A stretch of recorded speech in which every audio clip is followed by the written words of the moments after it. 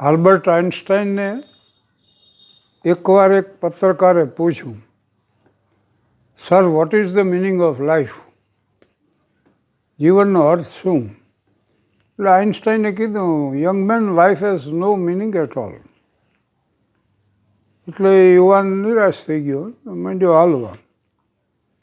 એટલે એને પાછો બોલાવ્યો આઇન્સ્ટાઈને અને કીધું કે young man, life has no meaning at all, but you can give meaning to your life.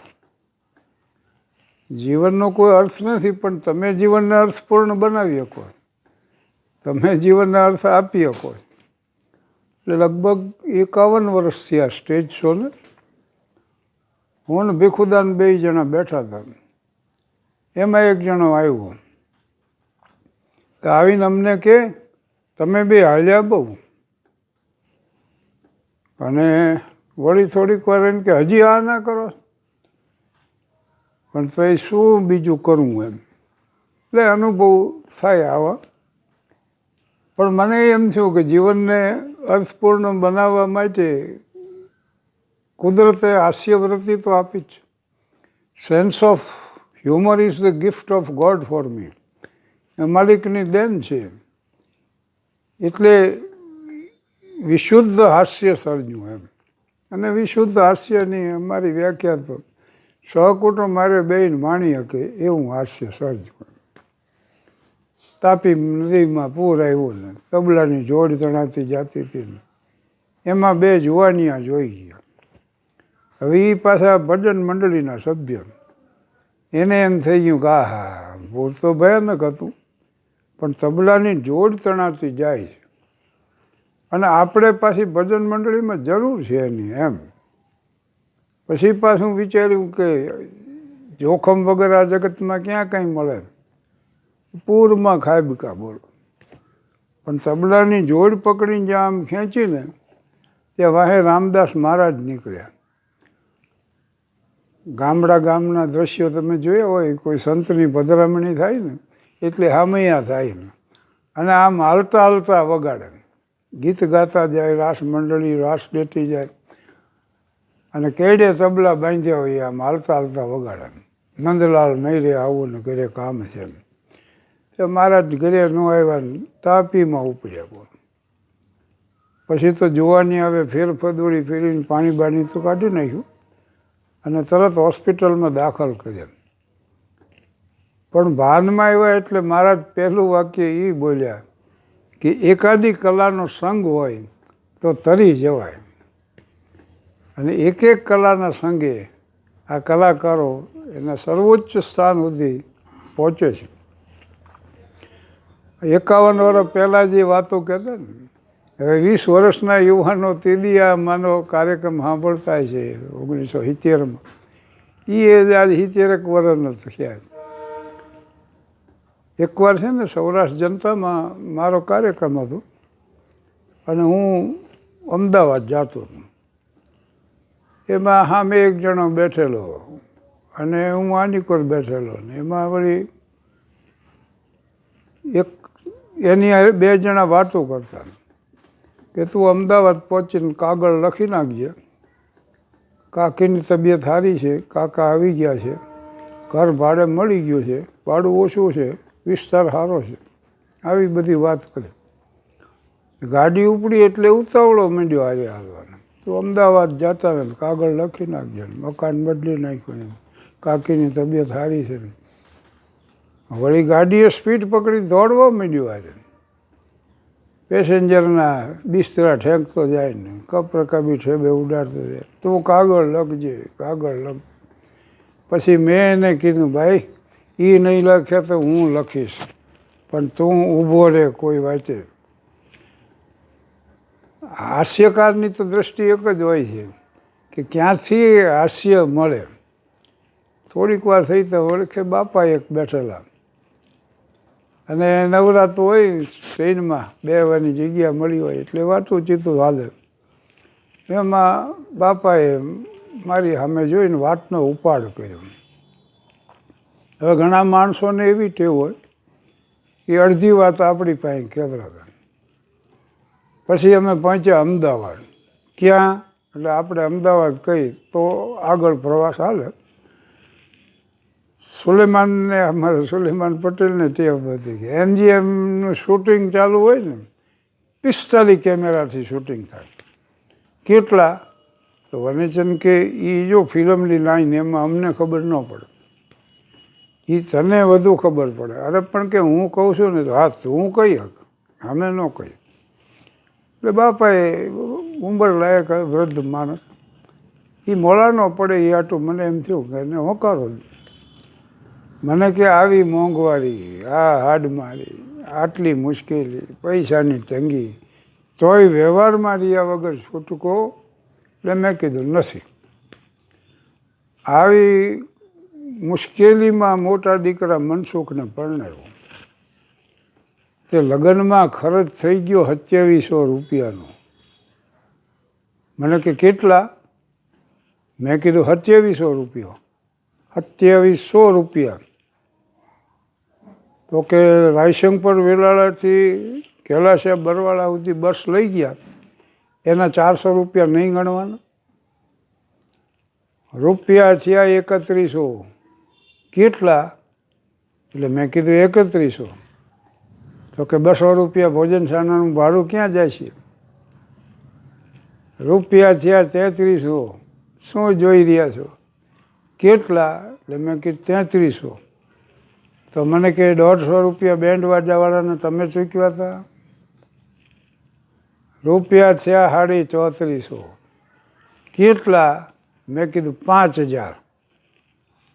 એટલે કાકા મૂંઝાઈ ગયા. મને કે એટલા બધા છે ને? મેં કીધું આ શ્રી પુરાણ જમા રાખો 5000, અને આમાં જે ખર્ચ થાય ને એ કરતા આવો, અને વાંહે વધે શિલક રાખજો.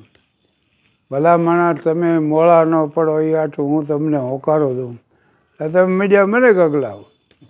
આ બધા દબાવાળા બધાને એમ છે કે આની પાસે કંઈક માંગે છે, પણ ગમે ત્યાંથી હાસ્ય શોધી કાઢવું. મારે ઉત્તમચંદ શેઠ આલીશાન બંગલો બનાવ્યો, અને એમાં ગ્રહ પ્રવેશનો પ્રસંગ. ક્યાંથી મહેમાનો આવેલા, અને એને આમ બહાર જ વ્યવસ્થા કરી હતી ચા પાણીની. ગરમા ગરમ ગાંઠિયા થાય ને, પડખે વળી જલેબી થાય ને, પાછા મરચાં તળાય ને, એક ટેબલ માથે માત્ર ચા, પડખે વળી કોફી પીવી ને એમ મહેમાનો ચા પાણી નાસ્તો કરતા. સવારના સૌરાષ્ટ્ર મેલમાં આવેલા એ વળી આવીને ભરેલા. એમાં વગર આમંત્રણે અમારો જાદવજી દાખલ થઈ ગયો. બોલો, ઘણા માણસો આવા હિંમત કરીને પહોંચી જાય. અને ગાંઠિયા જલેબીની પ્લેટ એક તો ખાઈ ગયો, પાછી બીજી ઉપાડી, અને પાછી કોઈએ પૂછ્યું નહોતું, કાંઈ નહોતું. તો એ જાદવજીએ વાતની શરૂઆત કરી કે બંગલો તો બહુ મોટો બનાવ્યો ને શેઠનો વ્યવહાર તો જબરજસ્ત છે, અને આમ બધી બહુ સારી વાત છે, પણ કે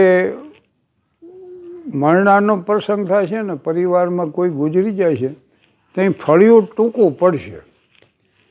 માણા ક્યાંથી આવશે ત્યારે આ ફળિયું ટૂંકું પડશે. હવે એ શેઠનો હાળો ચંપકલાલ એ સાંભળી ગયો ને ફેરવીને એક લાફો વળગાડ્યો. તે જલેબી તો નીકળી ગઈ, મારે 2 દાંત લેતી ગઈ અને માર્યો. હું ત્યાંથી નીકળ્યો અને મેં જોયું કે આ તો જાદવજીને મારે, એટલે હું ગયો અહીંયા. ભાઈ છોડાવ્યા ઓલા લોકોને, અને મેં એને પૂછ્યું કે ભાઈ શું કામ તને, તું આવી રીતે બોલે? હું કોઈને સાચું કીધા વગર રહી નથી શકતો ને અત્યારે માણસની તૈયારી નથી સાચું સાંભળવા. પણ તને પૂછું તું કોઈએ કે કર સાચું. તમે જોજો માંડા પડો ને ત્યારે કેટલાય માણસો જોવા આવે, પણ એવું કોઈ દી માનશો નહીં કે આ બધા હિતે શું છે. અમુક એ જોવા આવ્યા હોય કે હાજા તો થઈ જાય એમ નથી ને.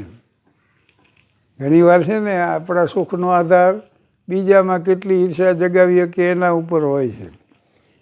એટલે અને એમાં એ કોણા એવા હોય ને, દર્દીની તબિયત જોવા જાય, હારે 2 વનખંડી છોકરા લીધા હોય, એવા તોફાની, દર્દીની પથારીમાંથી અંગૂઠિયા ખાય એવા હોય. અને આ પાછો જઈને પૂછે ત્યાં શેના ઢોલિયા ઢાળ્યા?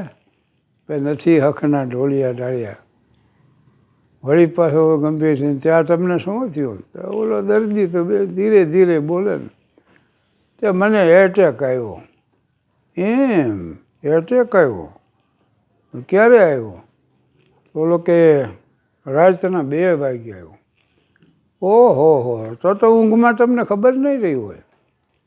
અરે મરી જાત હમણાં ખબર નહીં રહી.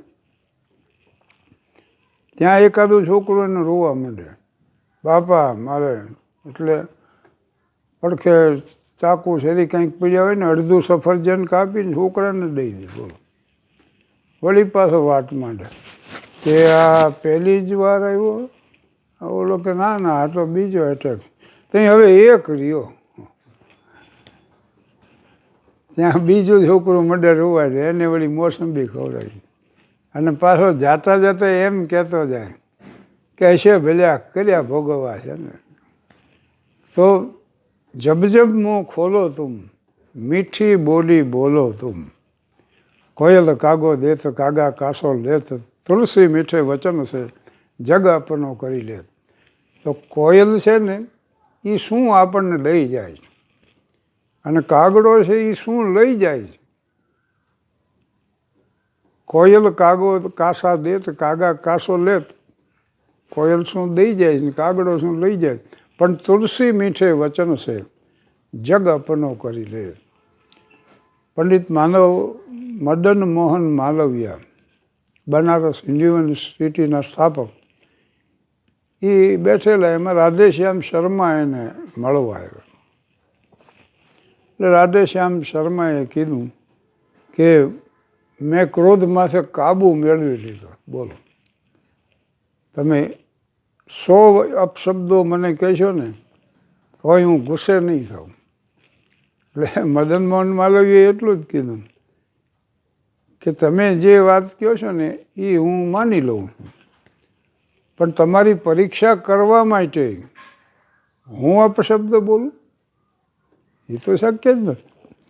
અને તમે જોજો ઘણા માણસો એક વાક્યમાં 2-3 અપશબ્દો ન આવે તો એની વાત ન થાય.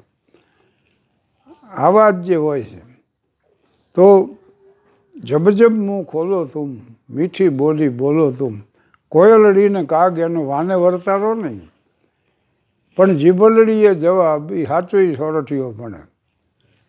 કોયલડીને કાગ બેયના વાન તો કાળા જ હોય, વાને વર્તારો ન હોય, પણ બોલે ત્યાં ખબર પડી જાય. આપણા દોહાઓ, એક દોહો છે ને કે પીપળ પાન ખરંત હસતી કુપળિયા, અમ વીતી તમ વીત છે ધીરી બાપુડિયા. તો દોહો છે, મજાનો દોહો છે, પણ એક ડંખ એમાં છે. પાંદડા ખરે છે એ કુપળોને કહેતા જાય છે કે અમ વીતી તમ વીત છે, હીરા રહ્યો, તમે પીળા થઈ જશો ને કોક દી ખરી પડશો ને એમ. પણ ડંખ એમાં છે. પણ આ હિન્દીનો એક દોહો છે, તરુવર સે પત્તા ગીરા પવન ઉડા દે જાય, બાતોं સે પત્તા કહે અબ ફિર મિલેંગે ના. તો એમાં માત્ર વ્યથા છે. જો એમાં માત્ર વ્યથા જ છે. વહેલેથી વસૂટ્યા રહી ભવે ભેળા નહીં થઈ. એ નદીનું પાઠું હોય ને એનો કિનારો હોય ને એમાં તરબૂચ વાવ્યા હોય, અને એ હામાં ફેરુબંધ રહેતા હોય ભાઈ, એમ તરબૂચ હામાં રહેતા હોય. પણ જેથી વહેલેથી વસૂટે એનો માલિક વહેલેથી કાપીને એને લઈ જાય વેચવા, પછી ભવે ભેળા ન થાય. તો આમાં અબ ફિર મિલેંગે નહીં અલવિદા, હવે રામે રામ. તો એમાં વ્યથા જ છે. પણ વૃક્ષ સાંભળે છે આ વાત. એટલે તરવર કહે પાત છે સુનો પાત એક બાત, યહ તો યહાં કી રીત હૈ એક આવત એક જાત. તો આમાં ફિલસૂફી જ છે કે આ તો પરંપરા છે, જગત આખાની પરંપરા છે. એક આવત એક જાત. તરુવર કહે પાત છે સુનો પાત એક બાત, યહ તો યહાં કી રીત હૈ એક આવત એક જાત. એક ગુલાબ અને એનું ડાળખું, એ ડાળખીમાંથી વળી બીજું ડાળખું નીકળેલું, પણ હાવ હૂકું ભંટ, નહીં ગુલાબનું ફૂલ, નહીં પાંદડા, ખાલી આમ કાંટા જ રહેલા. અને છતાં એક ભ્રમર ત્યાં એ જરડામાંથી જઈને બેઠો. એટલે એક શાયરે જોયું અને એને વિચાર આવ્યો કે જાદિન દેખે વે કુસુમ બીત ગઈ સો બહાર, અબ અલી ગુલાબ મેં અપત પટીલી ડાળ. જાદિન દેખે વે કુસુમ બીત ગઈ સો બહાર. જેથી વસંત ઋતુ હતી ને થોકે થોકે ફૂલડા ખીલ્યા હતા ને આખું આહલાદક વાતાવરણ હતું ને ભમરાઓ ગુંજારાઓ કરતા હતા, એ ભ્રમર એ દિવસ વીતી ગયા. અબ અલી રહી ગુલાબ, અલી એટલે ભમરો, અબ અલી રહી ગુલાબ મેં અપટ, પાંદડા વગરની, કટીલી, અપટ કટીલી ડાળ, એટલે ખાલી પાંદડા વગરનું ડાળખું જ રહ્યું. પણ બીજા શાયર ત્યાં હતો, એને કીધું કે ના એમ નથી, ઈહી આશે અટકી રહ્યો અલી ગુલાબ કે મૂલ, યહી ફીરી વસંત ઋતુ ઇન ડારીની એ ફૂલ. તો એને કીધું ના એમ નથી, આ તો એ આશાએ અટકી રહ્યો છે હજી, કે આ જ ડાળો ઉપર પાછી વસંત ઋતુ આવશે ને પાછા ફૂલ ખીલશે ને પાછા પાંદડા લીલાછમ થઈ જાય છે. તો જે સ્થિતિ હોય છે, નેળના ગાડા નેળમાં ન રહે, ગમે એવી મુશ્કેલી હોય ને એ પૂરી થાવે પાર છે. આ કોરોનાનો અંત તો આવ્યો કે નહીં, હવે આ બીજો શરૂ થાય તેનો આવશે, એમાં એ ક્યાં લઈને આવ્યો છે અમર પટો. પણ એ વખતે કેમ માણસે સ્વાસ્થ્યને જાળવવું, માનસિક અને શારીરિક બે, એ એક સમસ્યા છે. દોહાની વાતો હાલતી હતી ને, તે એ સમાન પરવાના છે ને, એ તો શાયરોની કાવ્યોમાં ને દોહામાં એમાં આવે જ કવિતામાં. એટલે ક્ષમા ઉપર પરવાના જલી જલીને મરી જાય. આ ક્ષમા તેરે જલમોં કી કસમ, જલકર ભી રહેંગે દીવાને, દીવાનગી છે એની. તો એક શાયરે એમ કીધું કે दीपक के दिल में नहीं जल जल मरे पतंग, वह चाहत किस काम की बिन चाहत के संग. दीपक के दिल में नहीं जल जल मरे पतंग. આ ચાહતનો શું કામ છે? કારણ દીપકને તો મનમાં નથી, આ આવીને હળગ્યા કરે છે, પડે છે એમાં જળી જાય. એટલે દીપકે એમ કીધું કે એવું નથી, તિલ બન ઘાની પૈઠ કે सकल पिलायो अंग, घर घर में ढूंढतो फिरूं, मुझे कहीं भी मिले पतंग, कहीं भी मिले पतंग, कहीं भी मिले पतंग. તલ બનીને ઘાણીમાં પીલાણ અને પછી ઘરે ઘરે હળગ્યા કરું છું. અને મારી એક જ આકાંક્ષા કે ક્યાંયથી પતંગ મળી જાય. ઘાણીની વાત આવી એટલે અચાનક એક વાત આવી. એક વકીલ સાહેબ છે ને, એને કંઈક કામ હશે, હું એટલે ઘાંચીની ઘાણીએ ગયા. અને આમ ગોળ ગોળ ફરે, તમે જોઈએ છે ઘાણી, ડાબલા બાંધી દે આંખે, અને બળદ ગોળ ગોળ ફર્યા કરે. એને ઘંટડી બાંધવામાં આવે ગળામાં, એટલે ગોળ ગોળ ફરે ને ઘંટડી વાગ્યા કરે. પણ માનો કે ગાંચી બીજા કોઈ કામે લાગી જાય તો એને ખ્યાલ આવ્યા કરે કે બળદ તો ફર્યા જ કરે. એ નિરીક્ષણ કર્યું વકીલ સાહેબ, અને ગાંચીને કીધું કે આ ઘંટડી કેમ બાંધી છે તમે લોકોએ? તો કે સાહેબ એને ગળામાં ઘંટડી બાંધી, પછી અમે બીજા કોઈ કામમાં હોય ને તો અમને ખબર પડે કે બળદ ફર્યા કરે. તો કે માની લ્યો કે બળદ એક જ જગ્યાએ ઊભો રહી જાય અને ગળું આમ આમ ચલાવ્યા કરે તો ઘંટડી તો વાગ્યા કરે. એટલે ગાંચી કે સાહેબ એ મારો બળદ છે, વકીલ નથી.